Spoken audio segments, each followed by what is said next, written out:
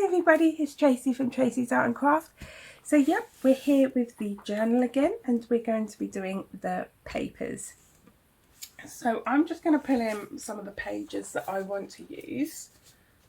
I'm just going to grab a bunch actually, I think. So I've got them all on top of my printer next to me. I'm just sort of sorting through what I want. There we go, let's just grab this whole big bunch here. So I'm going to show you how I cut down my papers if your printer doesn't print paperless. So I'm going to take through a few of my papers again. If you've forgotten, I'm using my Enchanted papers. I'm just going to grab a big old bunch of these, try to get them all the right way and things. I've got some here that... there's the names of all the papers. Just realised I had that mixed in. So they're the names of the papers that are in my store, but they will be linked down in the description box for you guys. And so what I'm going to do is, I'm just going to take, how many shall we have in our pack? 1, 2, 3. I've printed on 160 GSM. 5, 6, 7, 8, 9. Let's do 10. Because if we do 10,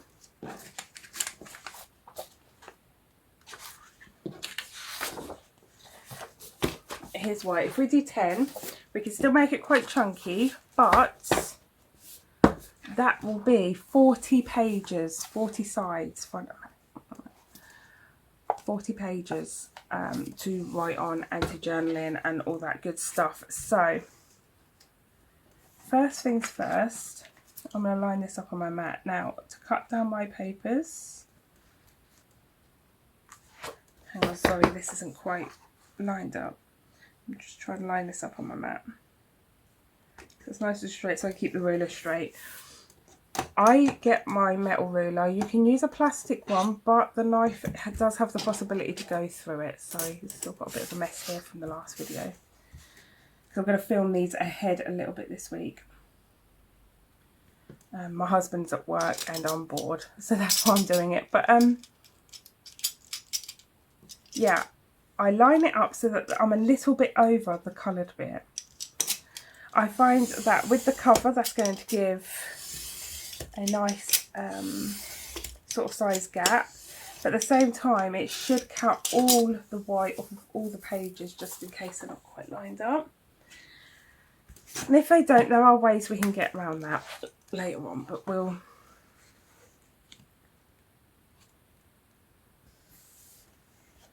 just try to go with it for now.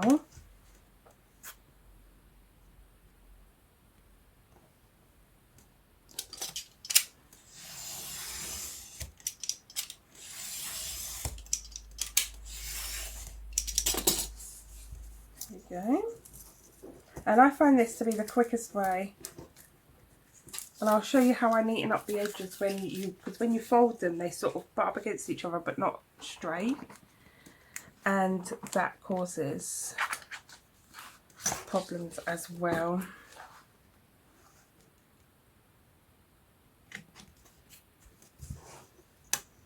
So I'll show you how to get rid of those problems. So again, just overlapping into the colour a little bit. It's only like a mil or two, nothing much, but it just makes sure we get all of those because it may be different on other pages. They may not quite be straight or anything like that, and it just makes sure we get rid of all of it.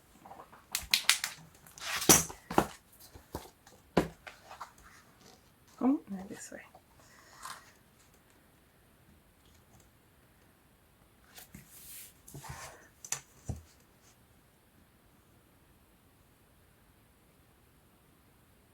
Now I'm doing it very left-handed here at the moment. I am ambidextrous. I can go both ways. But I'm really trying to be conscious of not using both my hands quite so much because I know it can be a little bit confusing for people who are right-handed or whatever.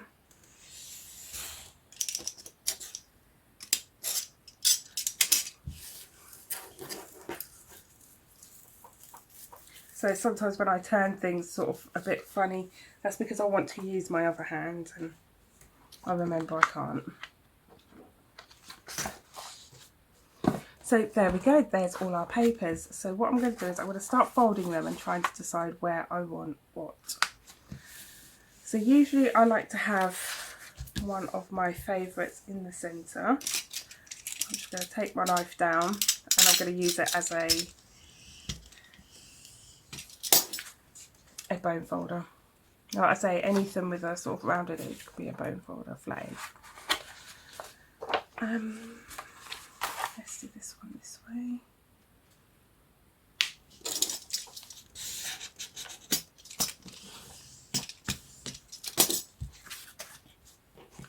As you're starting to see, these white centres are not going to matter. I think I want this one in the centre. You'll think it matters in the centre, but actually once we get our string in there, when we sew in our signature, it won't matter at all.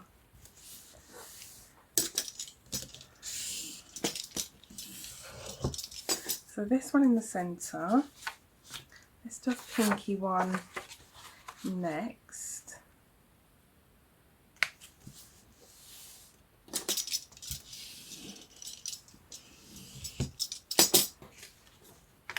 And then that set us up perfectly for a blue one.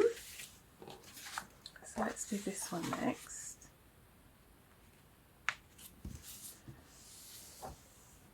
What colour's inside here? Another blue.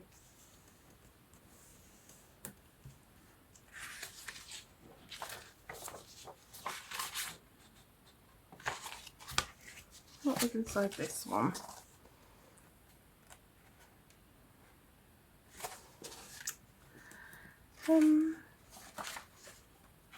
Trying to decide which I want.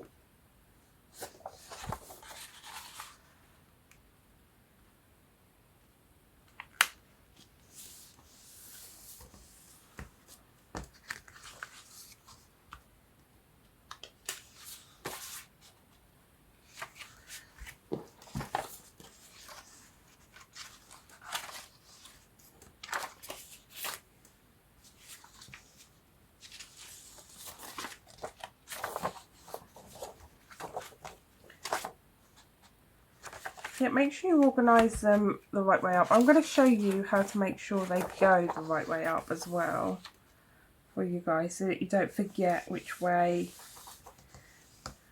you have put them.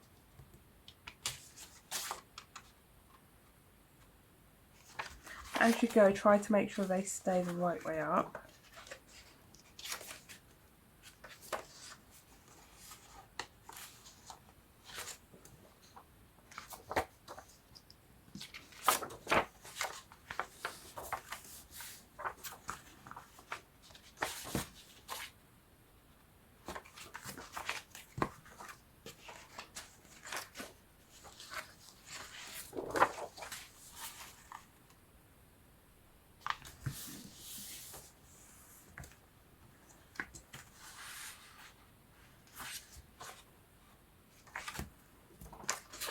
I think both of these can go this way retrospectively.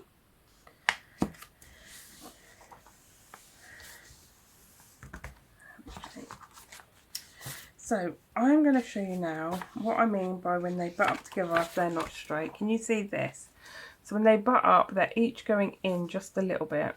Now you can, if you want, squash them in as much as you can, but truth is they're going to still be out. Okay, so what I do is I grab myself a paper clip, and this is where I make sure I've got top and front to me. So I make sure it's the right way up. It is, I see on the images it is. And then I just paper clip top and front together. So all my pages stay still. This also helps your pages to stay still when you're making the holes and things. Then I line it up on my cutting board. I take my ruler.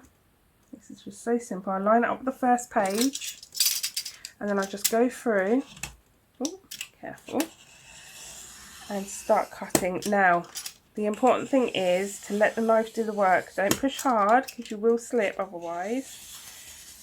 Just let the knife do its job. And take your time, just keep going over it. If you're slipping and things, your knife is probably blunt. That's a sure indicator that it's blunt. Oh, I think I can hear one of my children awake. I'll wait and see if they need me. If they need me, they'll come get me. Yeah, they're not little children, my kids. They're not, the youngest is 9. So, you know, they usually go to the toilet or anything, but if they do need me, they get me. So, there we go. There are our pages all set and ready. That easy. A little bit harder if you've got to cut the edges off, but if you've already got borderless, then you're ready to go, aren't you? You don't have to do all that cutting. So now I'm going to bring my book cover in. Now my book cover is quite a bit bigger than my pages because I've used slightly bigger than A4. If you've used A4, it may be a bit smaller than mine, but that's fine. So I've lined them up to where I want them. Now one way that you can do it, and I've seen lots and lots of people doing it this way, I've never done it this way, so I'm pre-warning you. I'm going to show you how I do it, but I'm just going to show you very quickly how I've seen people do it, just so you can try this out if you're a beginner, because I think this is probably the cheapest way to do it. And that is to put your book into the crease of another book, and then to get your awl. And these awls you can get cheap off of Amazon, Wish, you know, you can get them everywhere, craft stores. And you just go right the way through, all the way through to the book, okay? And you push hard and it goes all the way through. I don't use that method, and that's just because I have something easier on my hands. And that is the Crop-A-Dile 2 Big Bite. There we go, Crop-A-Dile 2. And this one allows you to go all the, you know, get your paper all the way in as far as you want. So that is what I use, just my preference. I'll go to the biggest hole, which is all the way over here. If you're a crafter, I highly recommend this. It cost me about £50. I was going to go for the normal Crop-A-Dile, and I found out this was only a few pound cheaper, so it's worth getting if you're going to, because it's just so easy to use. So I'm just going to go through, just making sure my signature is right in the middle, so that middle line goes right the way through. Now I'm looking through here as I do it, and that's how I'm lining it up. Just looking through here. I've got it on the big one today. You can put it on this small one. Usually I use the small one, but I'm using the big one because I forgot. Because you know, that's me having me a moment at all times, not just now. I'm forever having me a moment.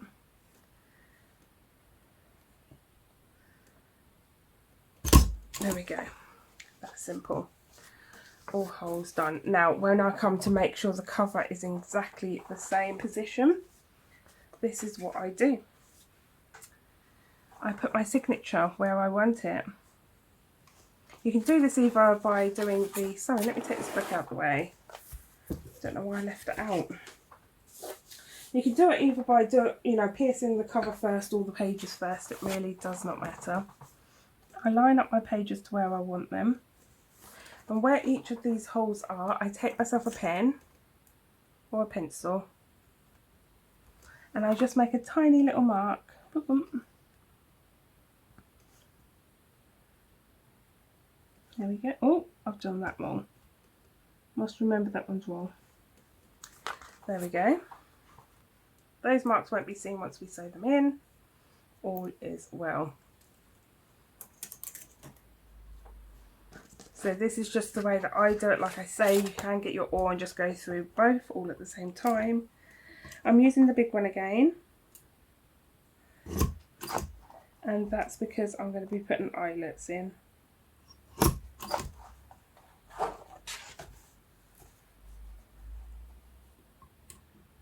Remember not to cut the one that Oh no, I don't want to put eyelets in. I've just remembered. Maybe I should have used the small one. Okay, I recommend you probably should use the small one because I'm starting to think if I put eyelets in, it's going to be too thick on the cover. And secondly, the big holes might not hold the paper so tightly. So yeah, probably don't make that mistake. But that just proves, don't be scared because we all make mistakes. It's just one of those things that and I'm prone to them the most, you know, I really am.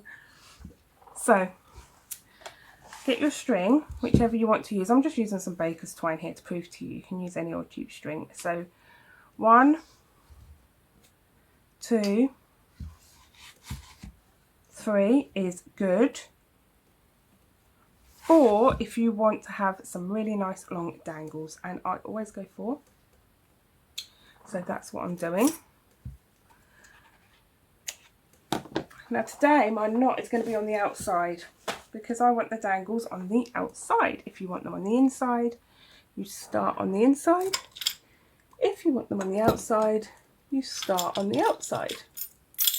As simple as that. That is not my large needle. Where are you, large needle? Are you in here? Sorry, I have pots. I have a little teacup on a saucer. And usually I leave my needle on the saucer. But today it's hidden in the teacup. There we go. Here it is. You want a needle with a really large eye. This is a darning needle. This has got a sharp point for an edge, but a rounded one saves your thick fingers if you happen to be like me and prone to stabbing yourself at every opportunity you have. So what I'm going to do is, this is really easy, don't be intimidated. Line up your holes will make everything a little bit easier, and just hold it with your thumb and your fingers like this. Okay? You're going to go in from the outside and it's going to come through into the middle. Now you're going to go outside in. If you want your tails on the outside, you're going to go inside out if you want them on the inside. Remember that. Now I am going to hold my tail there so I can keep it tight. Okay. Then I'm going to go back out at the top. So I've gone in at the middle, back out at the top, all the way down to the bottom, in at the bottom, and then back out through the middle. Make sure you're not splitting your threads by going through them. Okay. Now the important part is that here is the bridge, that both of your strings are either side of this bridge here. Okay, and you're going to pull tight. Not so tight to rip your paper, but tight enough to, you know, be very, very taut. And then I'm going to cross them over and do my first knot. The first knot always secures really well. Like I say, my pages may be a bit loose in this one. It's not a problem because I've used bigger holes, you know. But hopefully if I've tied it tight enough, we should have it fine. If you went that way, tying it like that, now you want to go the opposite way. Both ways seem right to me, so I have trouble keeping up, but one way is supposed to be wrong or something. I don't know. Apparently people can tell. There we go. I always tie 3 times anyway to be sure. And now I've got myself some lovely long tails. I can pop some beads on the end of that. I can pop some charms, old broken jewellery. There's so much you can add to the ends of these buttons as well. That can just make this really pretty and give a really pretty accent to the journal. Plus they double up as page markers. If they're long enough, they'll go all the way down and mark a page. At this point, you can take your paper clip off and you want to give your pages a squash. So bring it down. If you've got your bone folder, great. If not, get a scissor handle, Pritt stick, end of a knife, you know, anything like that, and just give it a squash. This just helps your hands to squash it, you know, to use something. Give it a squash that way. Then I want you to turn it all the way over and just give it a squash that way. It won't feel like it, one way won't feel like it needs a squash, but give it a squash anyway. And this just trains the papers to go either way for the person using it or for you decorating it. And there we go, our pages are in place. And there's our journal. I mean, already you have yourself a writing notebook, don't you? I'm going to be going through and just stitching along the edges here later on. Usually you would do that before you get to this point. I'm just trying to keep it as simple as possible for beginners right now. And a lot of beginners, they either don't sew or don't want to sew. I've got a sewing machine, I can sew, I hate sewing. So, you know, even I avoid it, so there's no right or wrong. So I thought what we could do is we could decorate one of our pages. Now, I never decorate the first page first. And that's because a lot of people find it intimidating. And for me, I don't have a feel for the book yet. I like to get really emotionally involved in the book, and I like to get to know the book. Sometimes I'll put pockets on the inside, sometimes I'll put, you know, really elaborate piece on the inside, but sometimes I also leave it plain because maybe the book's first page needs to be plain for the person to receive this, to create something on there. So I always leave that page, and I like to go in randomly. So what I'm going to do is I'm going to get a couple of my pockets. Let's see if I can find them. These ones are all ephemera, I believe. So I'm just going to go through the ephemera and see if I can find... Oh, let's get some tucks. They are so easy and completely not daunting whatsoever. And I'm just going to cut out a couple of tucks now. I'm going to go for a big and a small. So what I'm going to do is just cut straight up here roughly, quickly, just to cut them away. So we're not dealing with such a big bit of paper. And we'll decorate ourselves up a lovely page to get you guys started.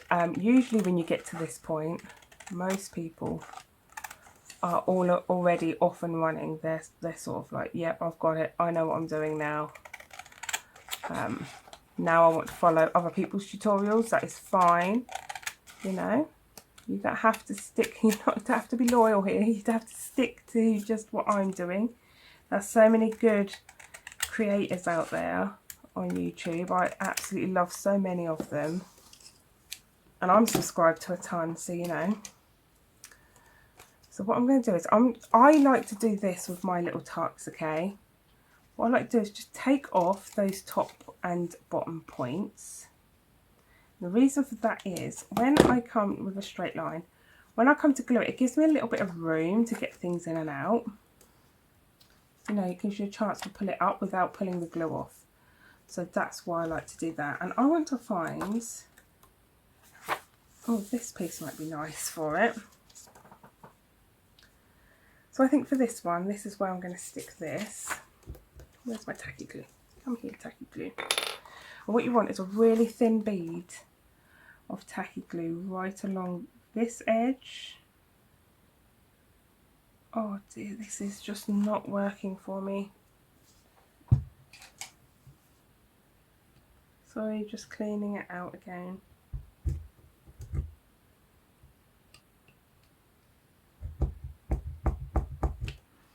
Let's hope that works, because seriously, I've had enough of this glue. Oh yes, it's working. Woohoo, we've got glue again. And then a thin bead just along this edge as well. There we go. And then we're going to put that down. Now this is where those images that I told you to save come in handy.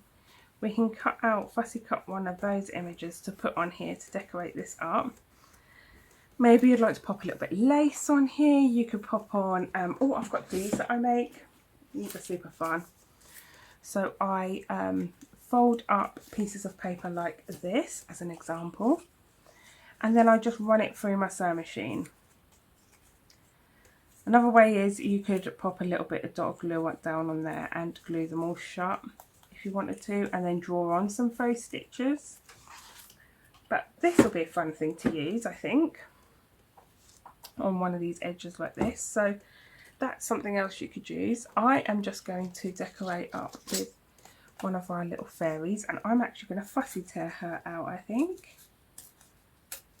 I do like to fussy tear.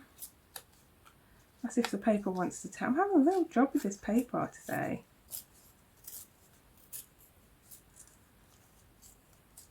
There we go.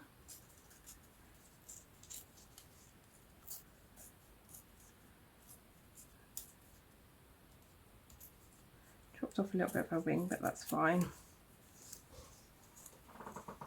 See, I really need to take that bit off. It does not want to. Oh.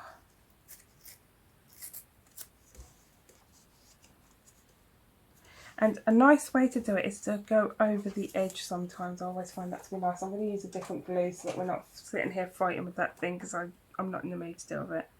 So this is my art glitter glue. And it is actually art glitter glue in it this time. No, it isn't. No, it's not. It's still watered down tacky glue. Tell a lie. I haven't filled up the art glitter glue yet. Sorry, I'm just trying to get the hard glue off.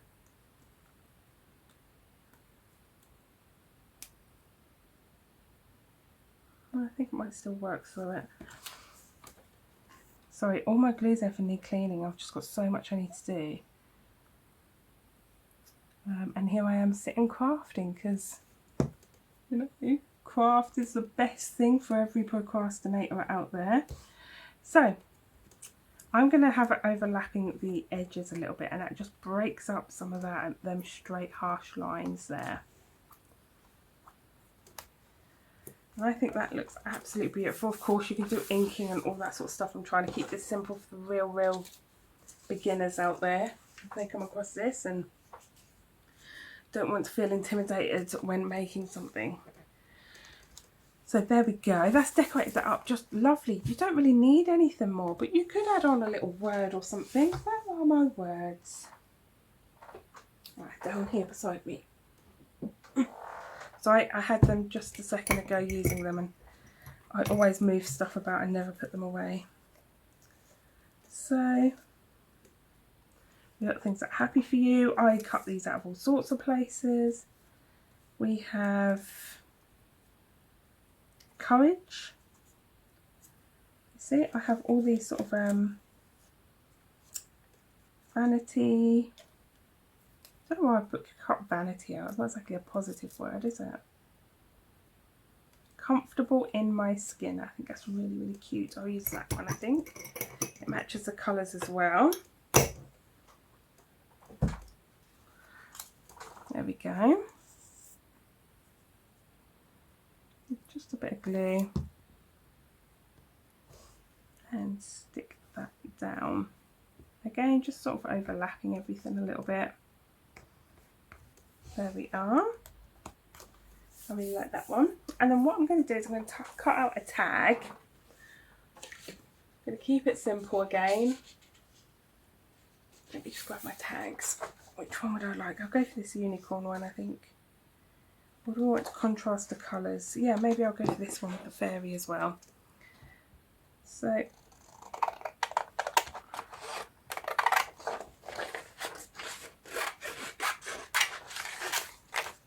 now, I like my tags to be a lot thicker than 160 GSM. I would normally cut them out of 200 GSM. I don't have 200 GSM at the moment. I've been having trouble getting hold of it from where I usually get it. And I like to stick to the same papers that I like.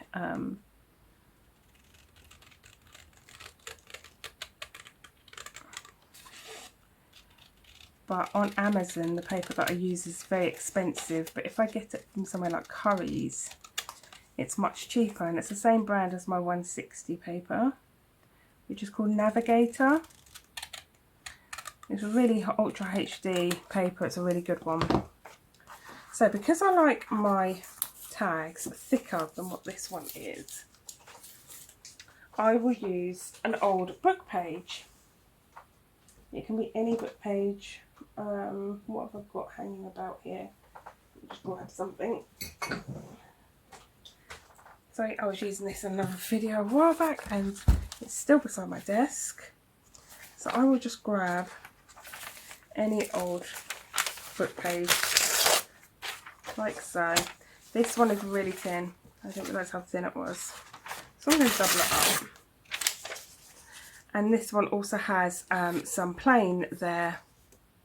Isn't quite big enough. Let me see if I can get some more plain. Plainish anyway. Another thing you can use is hey guys, I'm so sorry you got cut off and you missed the whole last part of what I did. So let me just show you. So once I glued those pages together, I glued this on, and I did ink up just the edges just a little bit, but again, you don't have to, or you could use a watercolour pencil. Just go round and then wet your finger or wet a brush and just go around that. Lots of ways. I then took a little bit of lace and I just used a normal stapler and stapled it on. And that is all I did to that tag, and I think it looks lovely. It's lovely and thick and it just looks lovely. I love staples as well on things. If you don't, however, you don't have to. You can pop on a little bit of another little bit of lace trim if you've got any scraps, or you can pop on a little bow. I've got some little bows here, and as you can see, they cover up nicely. This one's coming undone. But you know, you could stick on one of these, and all you've got to do is when you stick these on, if you use a tacky glue or something and they seem a little bit you know, that it won't stay on, just pop a little paper clip over it to hold it in place, to clamp it down until it's dry, and then that will stay really well. I usually use 3-in-1, but again, I still have to clamp it for a little while. So yeah, of course you can just cover that staple if you don't like it, but I do love staples in things. And then all I did was pop it into our pocket, and I said that you could grab, as you can see, this is just cut out of a book, a gardening book. You can grab some images caught from anywhere.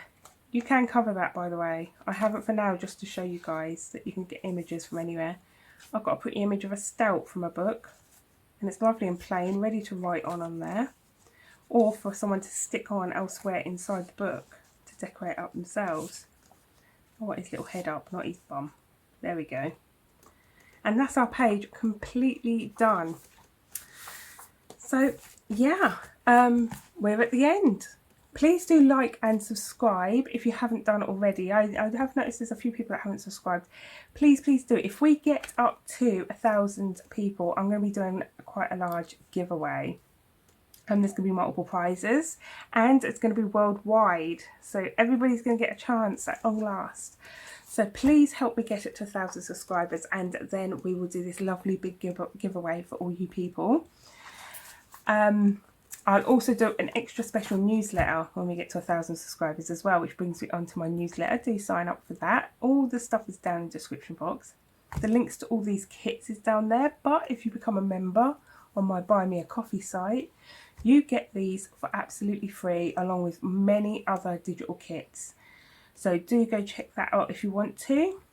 There's my Etsy store, and there's also my socials, all linked down in the description box down there for you.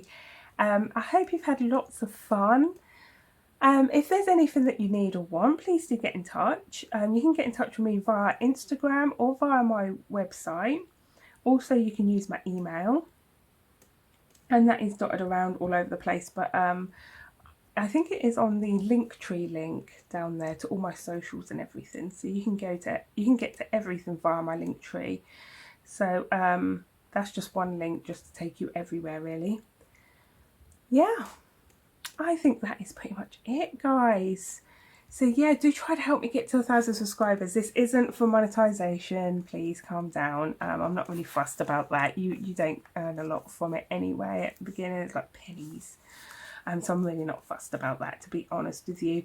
I'm just trying to get out there just a little bit more to spread to a couple of more people, and I'm having loads and loads of fun, and I really want to do another competition. I thought that would be a good milestone to get to, and that would give me time to build up some prizes as well. So yeah, it's going to be fun. Yeah, so I hope you're all having a lovely time. I hope you're all safe and well, and like I say, even if all you want to do is have a chit chat, do contact me in the comments and things like that. You know, I was once really incredibly lonely, to the point of being absolutely crippled by it, And it was people on YouTube that was out there talking and filling up my craft time and things like that with conversation, and that stopped me being quite so lonely. It really helped me, and that is my original reason why I started this channel, was to have conversation with people. So I'm not here trying to make a fortune. I'm not trying to be a big business owner. That's not what I do any of this for. I do it for fun for myself, first of all. Second of all, I do it because I'd like to just spread a little bit of happiness and joy and share that help that I once had when I was low with other people. I know how lonely it can be, and loneliness is worldwide. It doesn't discriminate. It affects every single one of us, and you'll be surprised at who is lonely. I don't ever look lonely on the outside, but sometimes it strikes me, and I have a wonderful family around me. My husband and my children are amazing. I'm still lonely. I don't think loneliness matters how many people you have around you. Sometimes it could be that you sit at home all alone on your own all the time. Or it could be the most social butterfly, just feels that they're not connecting. So yeah, I don't discriminate, nor does loneliness. So do get in touch with me. If all you want to do is have a chat because you're lonely, I will keep commenting for as long as you want me to. So yeah, I'm here for you guys. I've got to stop waffling on. I really have. That's all I do. This is me. I can't be anything but myself. Have a wonderful, wonderful time, and I'll see you next time. Bye for now. Take care. Bye.